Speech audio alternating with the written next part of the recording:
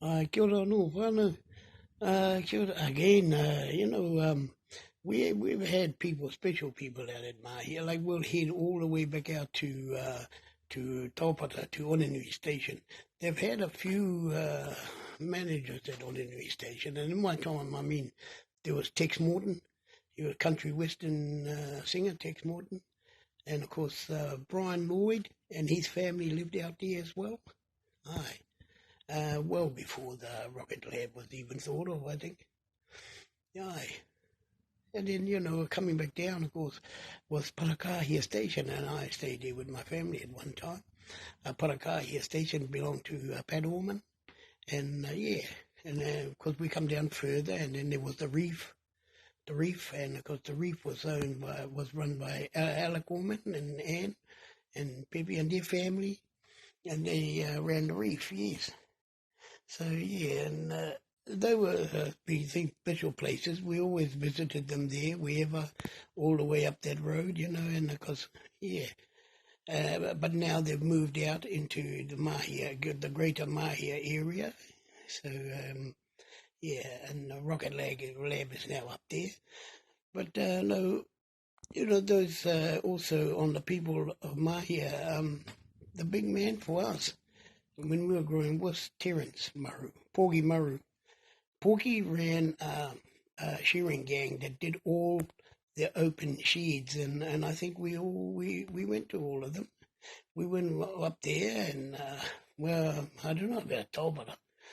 Only knew they might not wanted us, but no, I think we did Pat's sheep, and then of course down the hill to Richard Bowen's, and then down further to Andrew Ormond's, old Andrew Ormond's, down the bottom of the hill.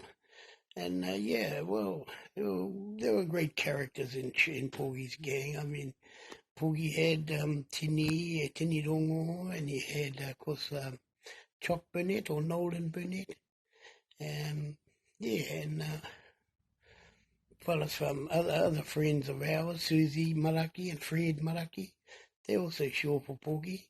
And anybody he picked up, he'd give them a mahi, and we'd all have to go either pressing or rousing or even sheepo.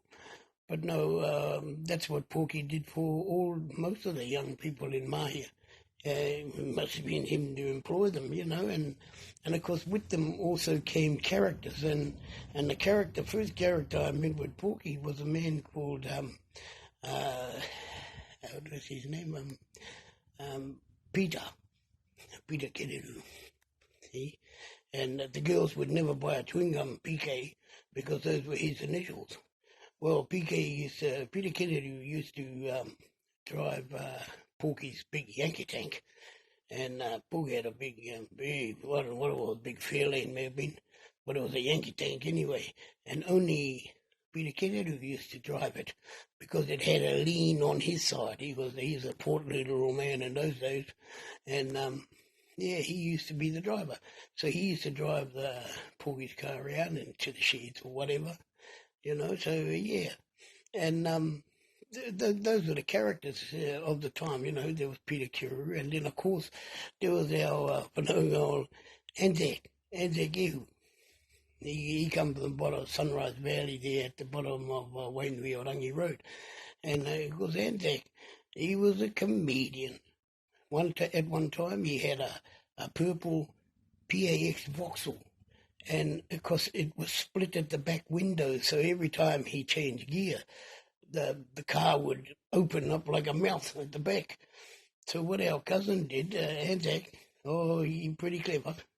He put a strainer in from the roof to the boot, a fence strainer, and of course he strained the wire there, it never opened anymore.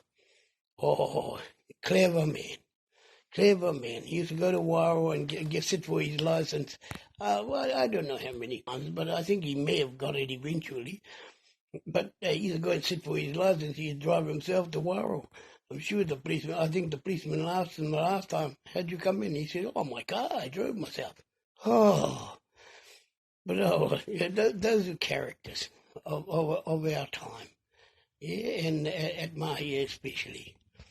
You know, and of course, that's not only including down the Tuahudu Road, you also had the Lane Road.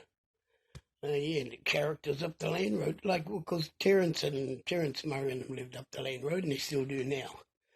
But, kia ora, yeah, we'll move around some more. Hey, tēnā koe.